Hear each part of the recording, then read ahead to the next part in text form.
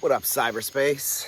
Please excuse my hair. I've been swimming in the ocean all day, and it is 1,000,000,000 degrees out here. So before I get started with today's spooky video, I just want to show you a quick update. I got my Data Crew Snack Time Sling hooked up with the brand new full-size woven patch with all the Reaper gang on it. Such a sweet patch. Covers the whole front. Don't got to think about what patches you want to wear. Throw one and done. So yeah, that is the new on that front. Just a quick peek, because I'm going to do this in my next video. I got a sweet graffiti lineup for you going on the inside of this pouch. I've also got a ZF cup, Workerman Fantastic Phantom bead. This is an antiquated EDC woven Mario Paint Boss action. The inside of the pouch.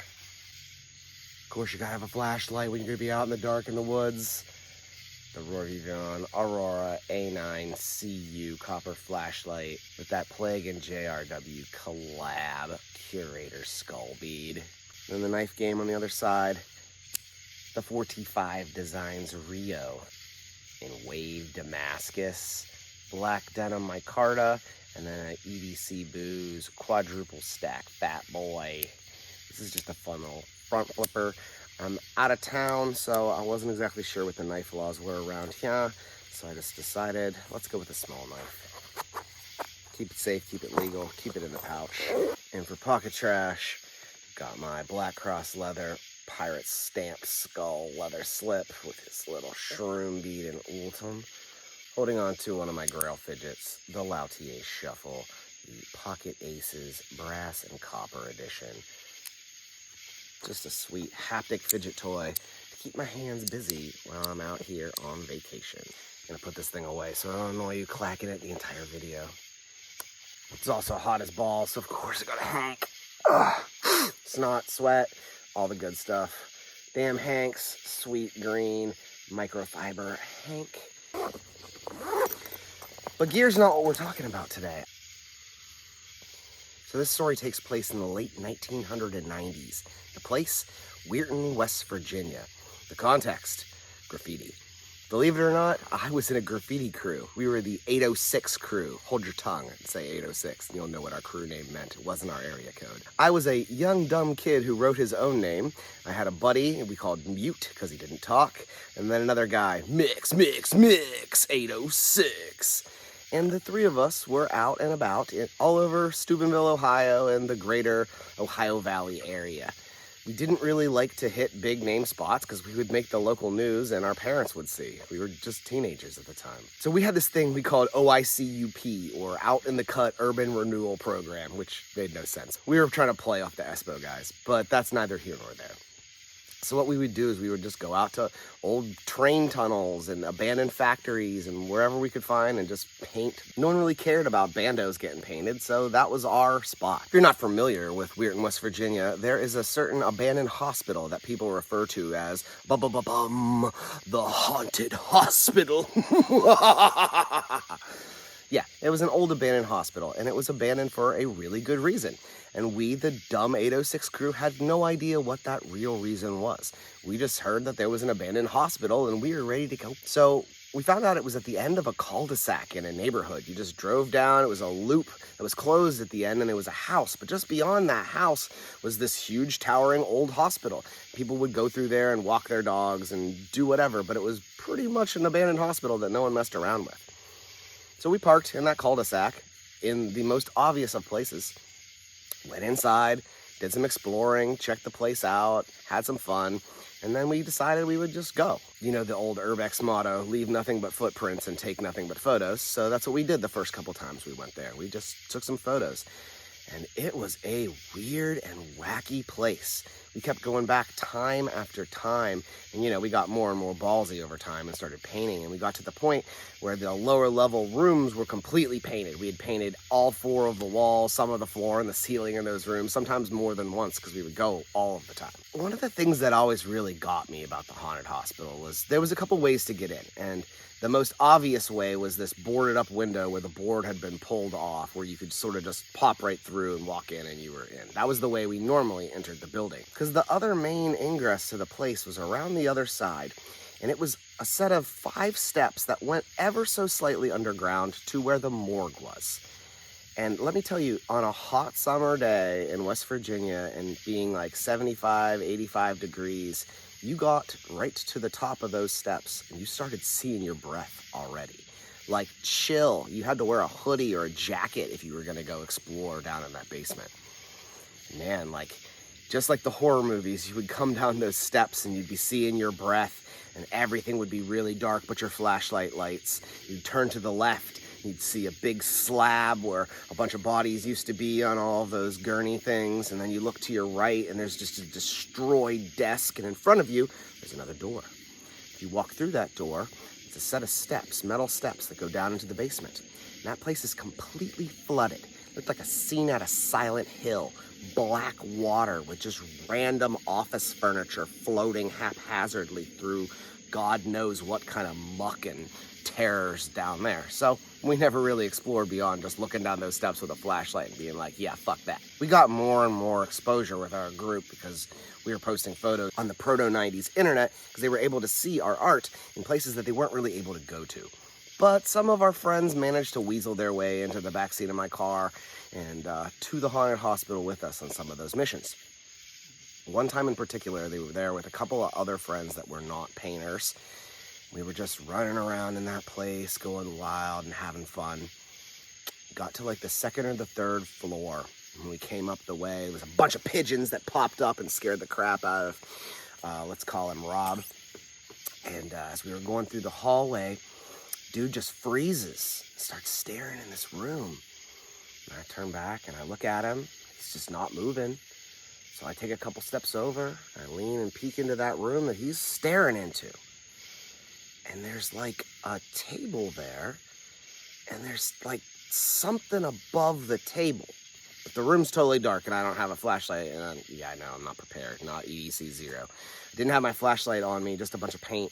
And I'm like trying to figure out what it is. And then Mix comes right over the top, sheds some light on the subject, and I see that it's just a bunch of random shit floating right there. And I could only really see it for an instant because when the light hit it, everything just came crashing down. Hit metal pans, hit the ground, and we all take off running, scared to fucking death, screaming our heads off probably like idiots in a place where we're committing vandalism. So yeah, I broke the number 1 rule that an old man once told me: don't break the law while breaking the law. So we run around, and after a while we calm down. We're looking all around. We go up higher into the building.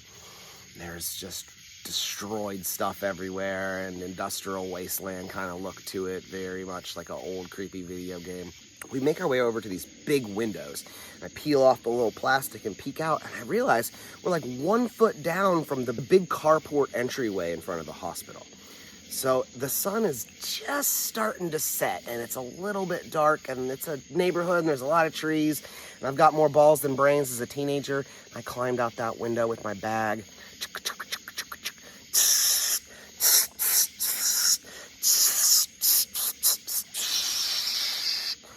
I'm like 3/4 of the way done doing this big bomb that's probably 3 foot by 6 foot wide on the front of the hospital. My 2 other friends from the crew are out there. They're painting too. Rob and the other person I'm not going to name are sitting on the roof just BSing while we're out there. And all of a sudden, we hear cop sirens. So immediately, Nick does the position, throws the bag down. All our paint goes into the bag instantly, zipped up. Nick's on his back. I jump on top of it, through the window, grab the bag, grab Mute, take out the next 2 people into the place, grab Mix, into the hospital, peel back the paper, and we all take off running in different directions. I head for the stairs, because that's where I'm at, and I just start running up the stairs. And ninja fear kicks in, and I say I'm making way too much fucking noise. So I start, trying to be quiet and more deliberate with my steps, walking higher and higher up the stairwell until I get to the only door there. I very quietly pull the door open and realize I'm on the roof of the hospital. So I look around, and there is a very large box, luckily right there, that I move right in front of that door so I don't get locked out onto this roof. And I get down low, I'm hunkered down around the edge, I'm like trying to peek and I can't see anything. I hear dogs barking and in my brain I think it's like police dogs that they're about to unleash on the hospital with the scent of spray paint cans and marijuana coming for these teenage kids. But it was probably more likely a dog walker that was, just there. And I decided that I was gonna move all these boxes over to the one side of the building that was higher, climb onto the boxes and peek over the top. And that's what I did. And as I peek over the top, I see 2 cop cars parked right next to my Ford Festiva in the cul-de-sac. And I think, oh, fuck. And at that exact moment, whatever the cardboard box contents is, pop. And I fall down into this pile of boxes and plastic bags and like wood chip looking shit. So I like roll out and brush myself off, and I look over and the box has the hazmat symbol on it and it says asbestos right on the bag. The reason that this hospital was closed was because it was absolutely filled to the brim with asbestos, to the point it was so much they couldn't actually remove it from the building, and they had to eventually demolish the place because of fucking vandal kids like me and bum sleeping in there. So here I am in a pile of asbestos, cops waiting for us, don't know where my friends are, on the roof of the haunted hospital. I think to myself that Hollywood famous line, could this get any worse? And it starts pouring rain. I take a deep sigh and I said, yeah, I asked for that, didn't I? I stand up, the rain starts soaking me down. To be completely honest, the fates were probably washing asbestos off my dumb ass there on the roof, because otherwise I might have fucking died of lung cancer or some bullshit over graffiti. I end up coming back into the hospital, going down the steps, dripping wet, bag of spray paint on my back, trying not to make noise, holding it tight against my body so the cans rattle as little as possible. I walk around the corner and I almost bump right into Mute. And dude like grabs my face because we were both really shocked and he was the quiet guy. And we walked around and we ended up doing the old, we found the other members of the crew. We got all the way around the back of the hospital. We made our way down to the morgue and out those back steps. So we all bolt to my car. There's no cops next to me, so we all just dive in through the windows, Dukes of Hazzard style. I put the pedal to the metal on my Festiva and we peel out of the cul-de-sac. And just didn't look back. And wouldn't you know it, guess who made the 9 o'clock news on Channel 9? I'll give you a hint. Their name is the 806 crew. Yeah, it was us. And our parents were not excited to see our names plastered across the front of the haunted hospital. So needless to say, I never got to go back, and they eventually tore that place down because of all of the asbestos in the joint. And like, I saw all kinds more wacky shit when I was in there. One time we were there and we were painting in the room, and all of a sudden I realized it was really bright in the room, and it was nighttime. And I'm like, Nick, your flashlight is going ham. And I look over and his flashlight is sitting on top of the bag, not on. And I look up and I'm like, where's all this light coming from? We go out into the hallway and every room in the hospital is like glowing, like there's lights illuminating. We fucking left right away. Another time we were in there and we were climbing up the steps to the second floor because the second floor had this really beautiful view, and my friend was a photographer and we used to always go out there and he would take portraits of people standing on this beam over top of just this like woodland scape that you couldn't see anything else but like this one part of the beam under their foot, whatever. So we were out there and he has this model standing on this beam, and all of a sudden you hear this voice and it's like, hey, you're gonna fall.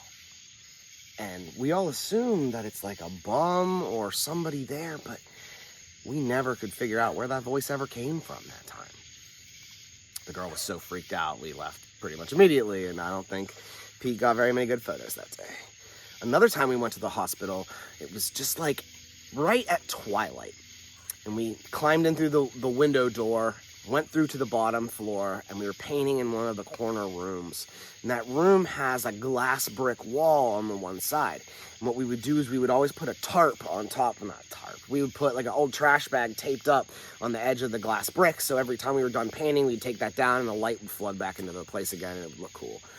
So we're in there and we've got it all taped up and we're all painting, and it gets super fumey in there, and we decide we're gonna like let it air out and just go somewhere else and smoke some cigs and not explode. And when we come back, I swear, dude, there was no paint in that room. Like, there was no smell, there was no garbage bag, the walls just looked old and haggard, and just all our work was gone.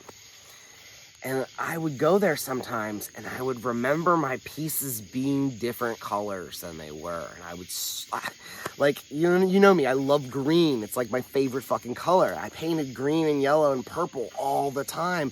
And I would always see my pieces in red and yellow and orange. And I'd think, like, there's no way my paint faded that way. And unless my friends were fucking with me, repainting my shit, which that's not beyond possibility. Like, I have no explanation for just the weird fucking shit that happened at the haunted hospital. Eventually, they did tear that place down, which sucks, because I'd love to go back there again and totally would, not to paint, or at least just to see the old junk graffiti that we have there that might have still existed. But it's a relic of the past that I can never forget. It lives on here in my mind, and I'm trying to share it with you. So here's my spooky rendition of my memories of the haunted hospital in Weirton, West Virginia. If you enjoyed this video, give me a like. It's the free social currency here on YouTube. Check out one of these other videos if you want to see more knives, pocket trash, and patches. I've got more videos coming for you real soon, so stay tuned. I'll see you in the next one. Have a spooky night. See ya.